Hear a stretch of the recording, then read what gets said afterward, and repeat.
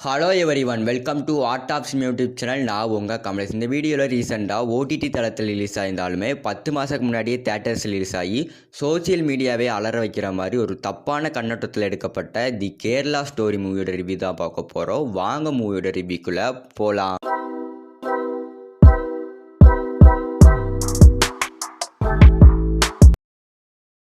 தி Kerala story இந்த படத்தோட one line story என்னன்னா, ஒரு காலேஜ் ஹாஸ்டலில் வந்து 4 பொண்ணுங்க வந்து தங்கியிருக்கிறாங்க. அந்த 4 பொண்ணுங்களை வந்து ஒரு பொண்ணு வந்து முஸ்லீம், ஒரு பொண்ணு வந்து கிறிஸ்டின், 2 பொண்ணுங்க வந்து ஹிந்து.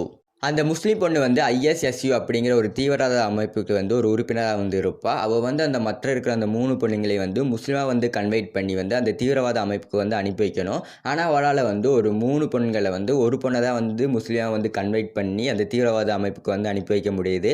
மற்ற இருக்க அந்த 2 பொண்ணுங்களுக்கு வந்து என்னாச்சு, அதுக்கப்புறம் அந்த தீவிரவாத அமைப்புக்கு அனுப்பி வச்ச அந்த ஒரு பொண்ணுக்கு என்னாச்சு அப்படிங்கிற சொல்கிற ஸ்டோரி தான் தி கேரளா ஸ்டோரி. இந்த படம் ஸ்டோரி வைஸ் பார்க்கும்போது எனக்கு சுத்தமாக வந்து பிடிக்கல. அதுக்கு ரீசன் பார்த்தோம்னா, இது வந்து ஒரு தப்பான படம். படத்தோட ஸ்டார்டிங் சீன்லேருந்து எண்டிங் சீன் வர முஸ்லீம் மேலே வந்து நமக்கு வெறுப்பு உண்டாகணும் அப்படின்னு வந்து இந்த படத்தை வந்து எடுத்துருக்காங்க.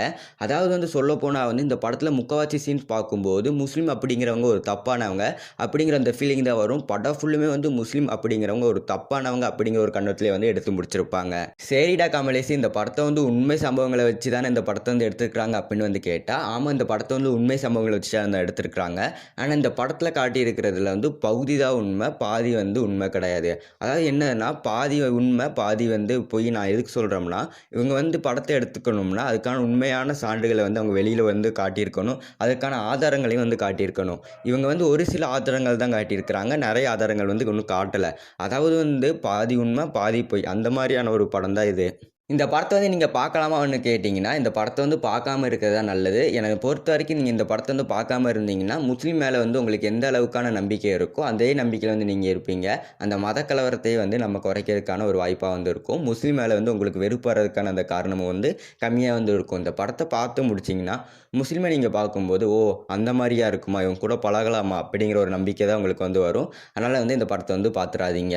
இந்த படத்தில் வந்து நிறைய அதர் சீன்ஸ் வந்து இருக்குது. அதனால் வந்து இந்த படத்தை வந்து தனியாக தான் பார்க்க முடியும். அதனால் வந்து இந்த படத்தை நீங்கள் பார்க்குறத வந்து தவிர்த்துருங்க.